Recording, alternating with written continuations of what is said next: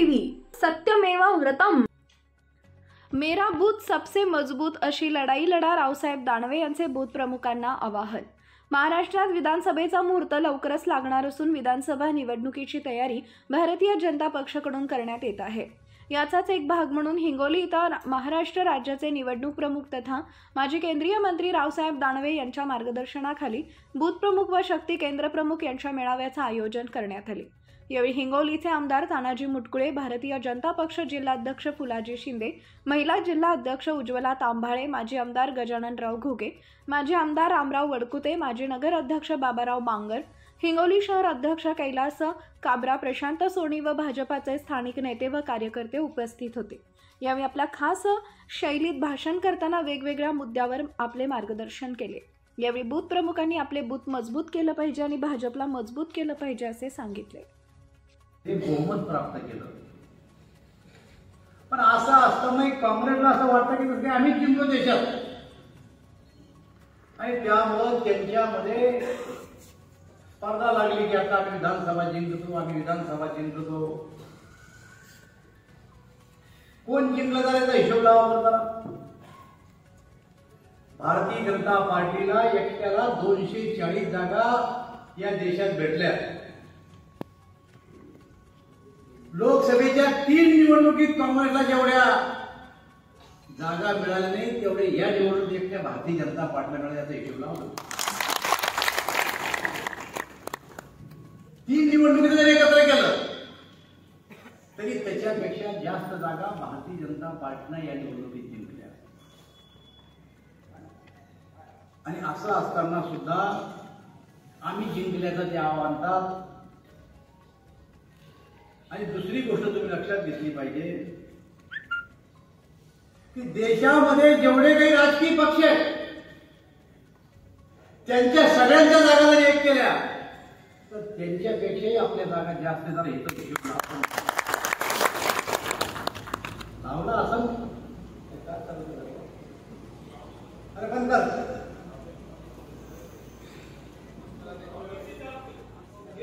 राहू दे काही नको या वातावरणात राहिलं पाहिजे। सगळ्या पक्षाच्या जेवढ्या जागा आल्या त्याच्यापेक्षा आपल्या जागा जास्त आल्या आणि त्याच्यामुळं कार्यकर्त्यांनी फरक केलेला आहे। जे निवडणुकीत लोकसभेला ज्या पक्षाला जिंकवलं त्याच पक्षाच्या बाजूला जनमत राहिला असं नाही, बदल झाला।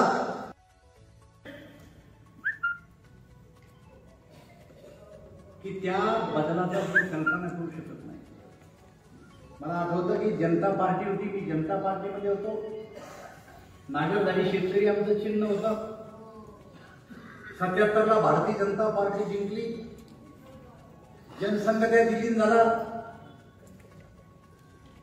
आणि सरकार आपलं आल्याच्या नंतर आपल्यामध्ये काही वाद सुरू झाले दुहेरी सदस्यत्वावरून। समाजवादी आणि अन्य राजकीय पक्ष म्हणायला लागले जनसंघाच्या मंडळींनी कोणतंही एकच सदस्यत्व स्वीकारावं, संघात जाऊ नये आणि संघात जात असेल तर जनता पार्टीत राहू नये, अशा प्रकारचा वाद त्या काळामध्ये सुरू झाला। काही दिवस सहन केलं आणि अटल बिहारी वाजपेयी, मुरली मनोहर जोशी, अडवाणीजी ही ज्येष्ठ मंडळी एकदिवस बसली आणि त्यांनी विचार केला की भांडल्यापेक्षा आपण वेगळं झालेलं बरं। आणि 1980 साली जनता पार्टीतून भारतीय जनता पार्टी वेगळी झाली आणि वेगळी होताना काय सांगितलं, आम्ही तुमच्या पक्षातून बाजूला जातो पण तुमच्या कार्यालयावर आम्ही अधिकार दाखवणार नाही, तुमच्या झेंड्यावर आम्ही अधिकार दाखवणार नाही, तुमच्या चिन्हावर आम्ही अधिकार दाखवणार नाही, आम्ही आमचं वेगळं होतो। वेगळे झाले आणि 7 एप्रिलला दिल्लीमध्ये भारतीय जनता पार्टीची स्थापना केली जुन्या जनसंघवाल्यांनी आणि मुंबईला पहिलं अधिवेशन झालं रेल्वेमेक्स मैदानला। मी त्या अधिवेशनाचा कार्यकर्ता आहे। पहिलं अधिवेशन झालं रेल्वेमेक्स मैदानला मुंबईला बांद्राला आणि त्या अधिवेशनामध्ये अटल बिहारी वाजपेयीजी पहिले अध्यक्ष म्हणून नियुक्ती झाली। 1 लाख जनसमुदाय त्या काळात बिना गाडी घोड्याचा देशभरातून आला होता आणि अटलजींना समारोपाच्या भाषणात सांगितलं होतं कि हम अंधेरे गुफाओं में जा रहे हैं, हमें नहीं पता कि आगे क्या होने वाला है। आणि समुद्र होता समोर, ते सांगितलं समुद्राला साक्षी देऊन सांगतो कि सूरज निकलेगा, अंधेरा छेटेगा और कमल खिलेगा। असं म्हणल्याच्या नंतर तुमच्यासारखा जनसमुदाय होता, खालून आवाज आला की प्रधानमंत्री की अगली बारी अटल बिहारी अटल बिहारी। आणि भारतीय जनता पार्टीची ही घोषणा एवढी प्रसिद्ध झाली की ज्या गावात आहे त्या गावामध्ये भारतीय जनता पार्टीचा विजय असो नाही, प्रधानमंत्री की अगली बारी अटल बिहारी अटल बिहारी। आणि साऱ्या कार्यकर्त्यांमध्ये एक जोश आला की प्रधानमंत्री आता कोण होणार पुढचे, अटल बिहारी वाजपेयी। पण मित्र 1984 ला इलेक्शन झाले, ज्या पक्षाला देशात सत्ता स्थापन करायची होती त्या पक्षाचे खासदार 2 निवडून आले आणि लोकसभेमध्ये भाषण सुरू झाली पहिल्या दिवशी।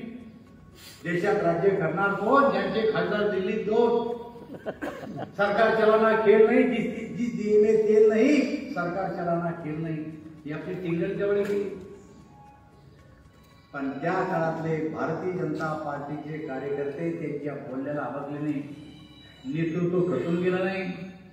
देशभर अटलजींना दौरे काढले, अरविंद दौरे काढले, मुरली मनोहर जोशी दौरे काढले, कार्यकर्त्यामध्ये जान फुकली आणि सांगितलं की पराभव आम्ही स्वीकारलेला आहे।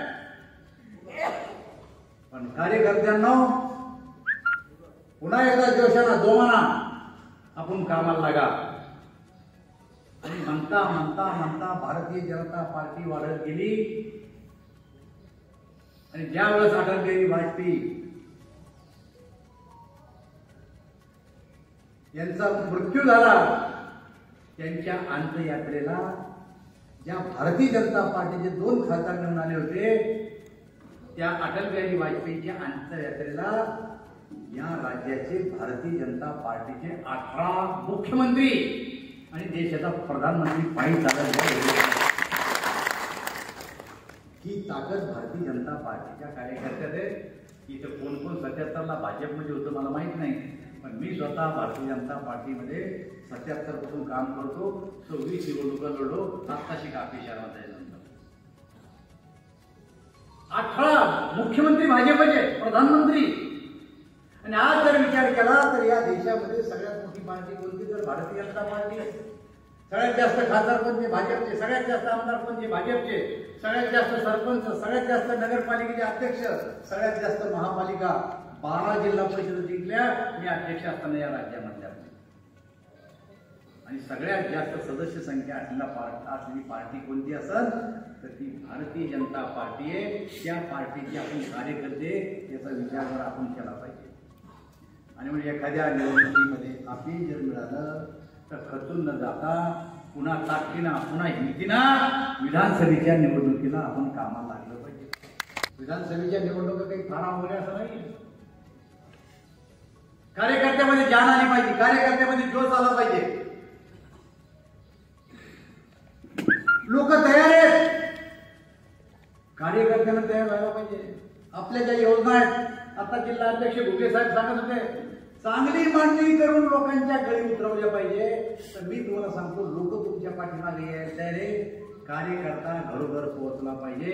आणि निवडणुकीला पुढच्या 2 महिने स्वतःला पार्टीसाठी 2 महिने दिले पाहिजे, पूर्ण वेळ 2 महिने दिले पाहिजे। काही लोक म्हणले आता की 11 तारखेला का 12 तारखेला आचारसंहिता लागू होणार। अरे सरकारची आचारसंहिता लागेल तेव्हा लागेल, आपली लागून गेली आचारसंहिता।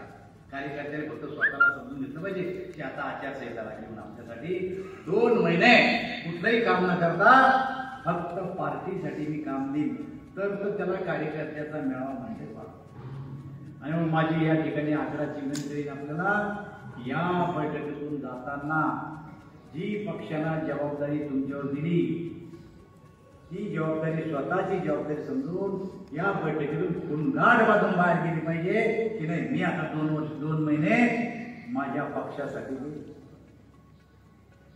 आता हे जर केलं कार्यकर्त्यांना तर काळ्या दगडावरची पांढरी रेघे सूर्यप्रकाशापेक्षा स्वच्छ आहे.